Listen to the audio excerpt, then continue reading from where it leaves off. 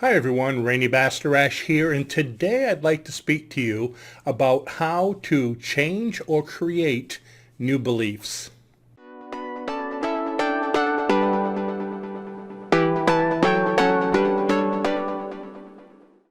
I just received a new comment in one of my YouTube videos, and it goes like this. Do you need to clear old beliefs beforehand, or can you just go ahead and put in the new belief? That's a good question. Think about it.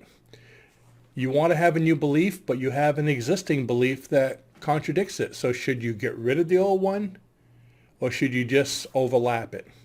Well, the answer to that is, what do you believe? Okay. The key about beliefs is they're your beliefs. Everyone's beliefs are different. You don't believe the same things that I do out of, pretty much anything. If you think about it, we all have maybe similar beliefs, but they're different. They're not exactly the same. I mean, what do you believe about this kind of cell phone? Do you like it? Is it the best phone? Okay, you might like it, but not for the same reasons I do.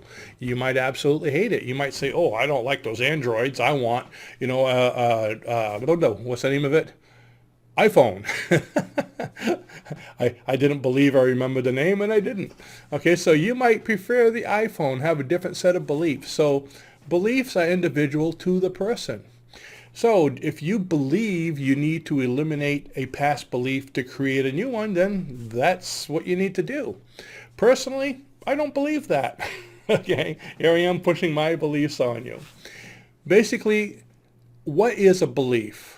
A belief is simply a thought you continue thinking. You continue thinking a thought over and over through repetition. It becomes a habit. Through continuing to do the habit, it becomes a belief. So that's how we change our beliefs.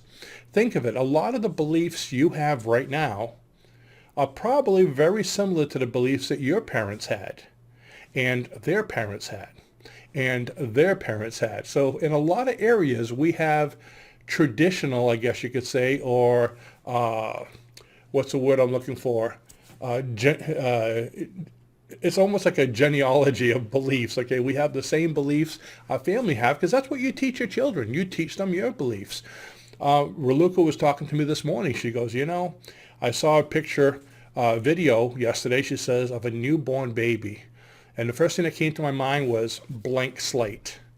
You have this gift, this newborn baby, and you're going to condition it as the parent.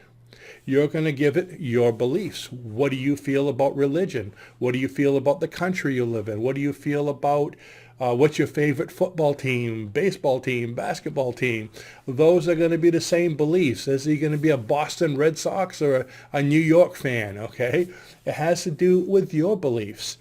Is the child going to grow up to be religious or not? Is he going to be Catholic? Is he going to be Muslim? Is he going to be Buddhist? And it's funny that a lot of the people that are taught these beliefs, they think this is the only way it is. I mean, the beliefs of us on this side of the world are totally different than beliefs of people on the other side of the world. And everyone thinks they're 100% right. That's what they believe. Why? Through programming, through repetition, through this conditioning, it becomes a habit, becomes a way of life, becomes beliefs. Now, as you know, you may have had beliefs at one time that were like your parents, and maybe you changed them. I know I changed quite a few of my beliefs from when I was a child. How do you change them? Maybe you had a new idea, a new thought. Oh, I think this is better. You continued thinking it, you continued believing it, you started living that way, whether it be a new religion or a new you move to an area and you have a new football team, okay, that you like.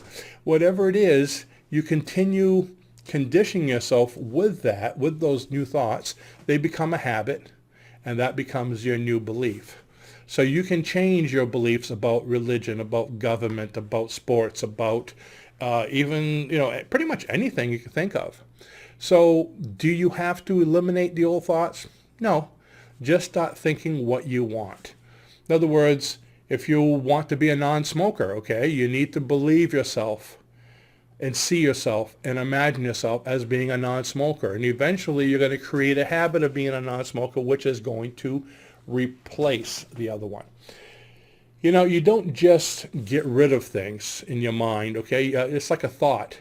You know, people say with hypnosis, can you make me forget something? Oh, I can make you forget it, but I can bury it in the subconscious mind so far, like in the theta brainwave state, but it's still there. You can't cause total, I guess, erasure, okay? You can cause temporary amnesia or amnesia when you're busy, but when you're relaxed, it comes back. That's the whole idea of PTSD.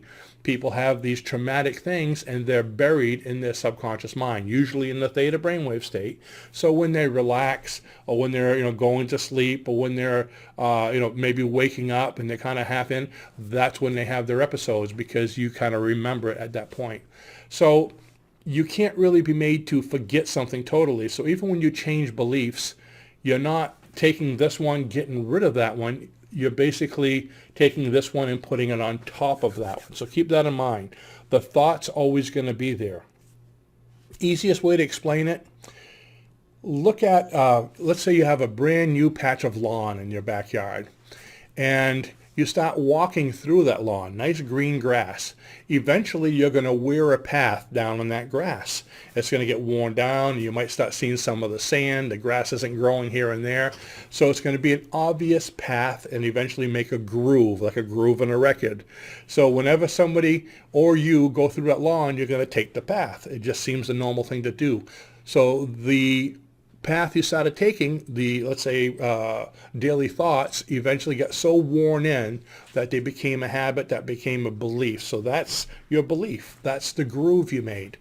Now creating a new habit, so changing that belief, what you're doing, instead of going that same path all the time, now you're taking a new path. You're going down a little bit ways and taking a right instead of the normal left. And you're creating a new groove or new ruts or whatever you want to call it. You're wearing down a new path of lawn.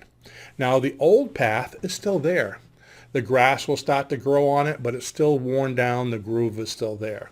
So you're creating a new path, and that's your new habits, becomes your new belief.